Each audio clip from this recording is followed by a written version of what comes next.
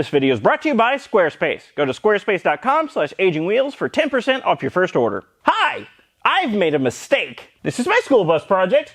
First of all, if you didn't know I had a school bus project, I forgive you. It's been a full 2 years since I released a proper project video on this bus project, so you'd be forgiven for A, not knowing it existed, or B, thinking I've given up on it. Which I haven't, by the way. Maybe I should, but I haven't. If you're not familiar, I'll get you up to speed. I'm converting the front half to an RV and the back half to a car hauler. That's pretty much it. If you want a lot more detail than that, here's a playlist.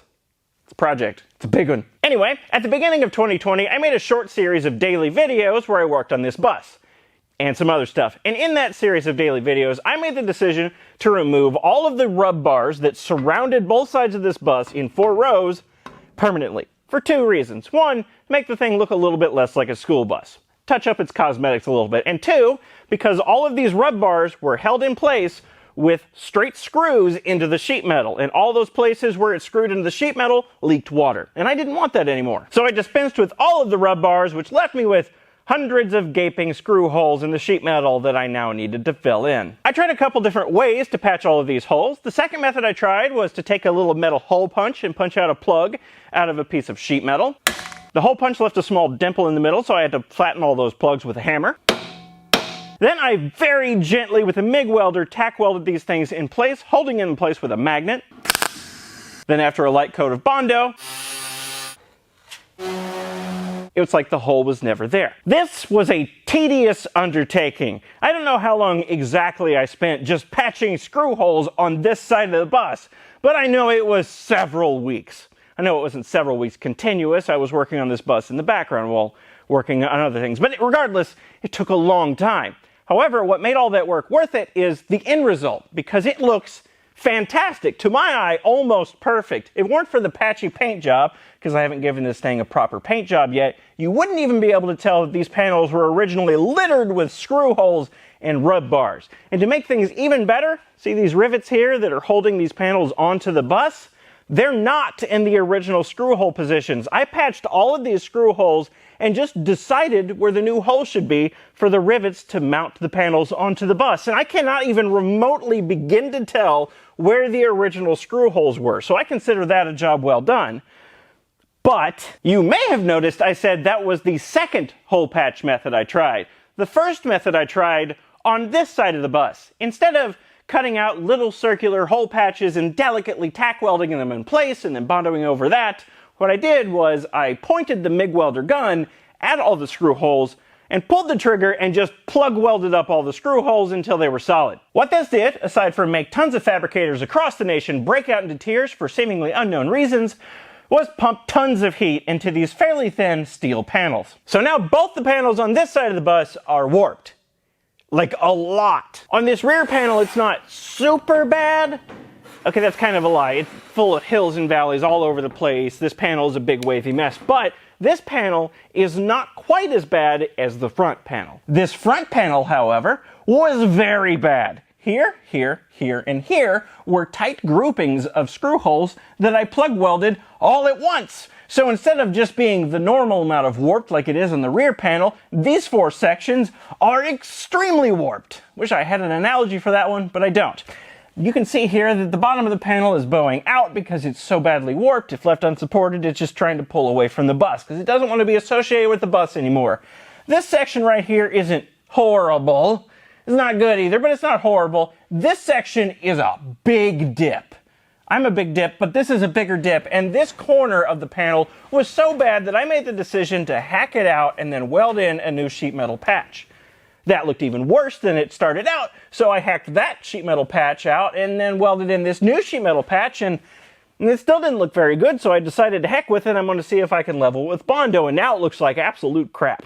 This section right here, I probably should have cut out and welded in a new patch, but given the lack of success I had up here, I was afraid to do that. But now, there's at least, probably more, but at least an 1/8 inch of Bondo in this area. There's probably that much Bondo in this whole swath too, all in an effort to make this area of the panel look flat-ish, even though realistically I think what I've done is ruined the front of this panel. just entirely. I think it's irreparable at this point. I could keep doing what I've been doing. Bondo, sand, Bondo, sand, Bondo, sand, Bondo, sand, over and over and over again until I have panels that look mostly flat, but I have a few fears around continuing that process. One, surface preparation.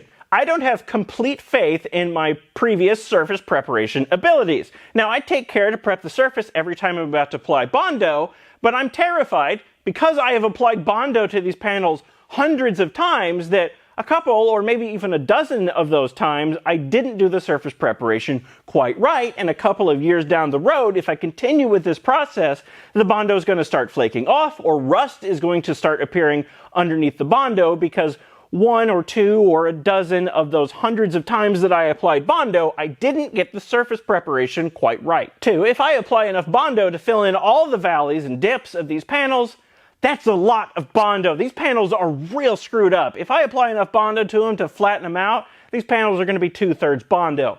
I may be exaggerating, but in the front there, don't think I am. And three, I'm afraid I'm going to get these panels looking totally flat and then primer them up, put the glossy paint on, take this bus out into the sun and realize they're still a wavy, warped mess because I just couldn't see the undulations with the primer on there. So what am I going to do?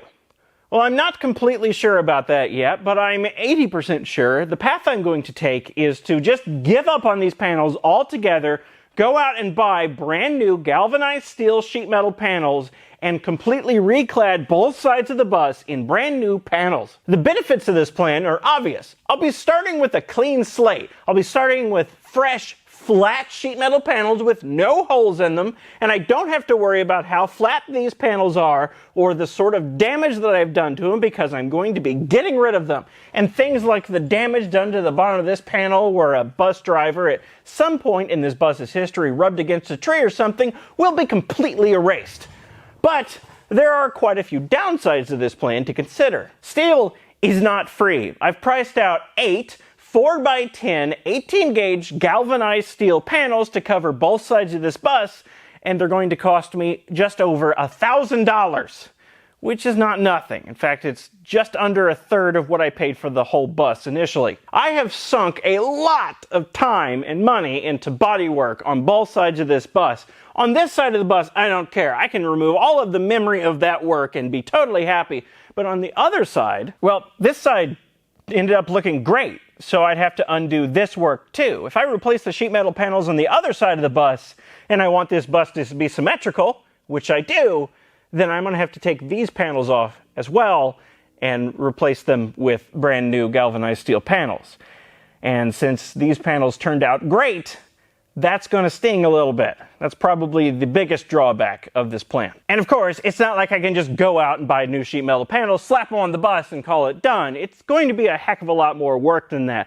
I've got to make cutouts for all the wheel arches, the battery box. I've got to drill all the millions of riveted holes that it's going to take to attach these panels. I've got to hold them in place and align them, and they're very heavy. All of this is going to take a lot of work still. It's just going to be a different kind of work than the Bondo would be, and it's work that I'm more comfortable with. So that's where I am on this bus project. That's why it's taking me so long to progress, is because I'm stuck on bodywork and this ridiculous wavy panel problem that I've made for myself. And let's be honest, I've done my fair share of procrastinating on this project as well. I'm only human. I am full of flaws. Like I said, I'm not 100% sure new sheet metal panels on both sides of the bus is the route I'm going to go with, but if that's the thing that's going to help me get over this whole wavy panel bodywork hump and actually continue on with the bus, then that's probably the route I'm going to go with. I would like to actually finish this within my lifetime. I'm going to make a goal for myself, and I'm going to do it publicly so you all will hold me to it. For part 4 of the bus project series, I want both of the sides of the bus to be covered in sheet metal. I want the back of the bus to be sheet metaled. I want this open roof section up here, the difference between where I raised the roof and the front of the bus, to be completely enclosed, and I want all of the windows to be installed. That is the minimum of what I want to be done in part 4 of the bus project series, and I want to release that video by February 3rd, 2022. I'm letting you all know this so I have something to motivate me, because now, if I don't hit that deadline, I'll never hear the end of it. Now all I need to do is figure out a way to make a bunch of money real quick so I can buy some new Squarespace, Squarespace, Squarespace, Squarespace, Squarespace? Squarespace? What are you looking for? My Squarespace. Is it under here? No. How is that something you lose? I probably just set it down here somewhere mindlessly. Here? No. How do you set down an abstract concept? What does Squarespace mean to you? You know, the little thing that you keep in your pocket. It's about yay big. You keep credit cards and like your driver's license and stuff in it. You mean a wallet. No, I'm pretty sure that's called a Squarespace. Is it in here? No. No, Squarespace is an all-in-one website building platform. Choose your domain and build a professional-looking website by starting from one of several excellent templates. Fully customize your website, all without ever writing a line of code. That's what Squarespace is. Oh, I know the service you're talking about. I use that for my own website. It's called Wallet. No! It's called Squarespace. The thing you're looking for is called a wallet. How did you get these two things confused? Anyway, by the way, while we're on the topic, you should go to squarespace.com/agingwheels. Yeah, like I said, I use that service. I use my wallet site as a store to sell custom-made Squarespaces, like the one I've lost around here somewhere. It's an excellent service. They have great customer support, too. Again, Squarespace is the website building platform. The thing you're looking for is a wallet. But regardless, why are you calling for your wallet like a dog? That is not how looking for stuff works. Yeah, what do you know? Squarespace! Hey, good boy! I knew you'd come back to me. Who's a good little Squarespace? You are. You're a good boy. Oh, okay. Thanks to Squarespace for sponsoring this video. Go to squarespace.com/agingwheels to start your free trial today.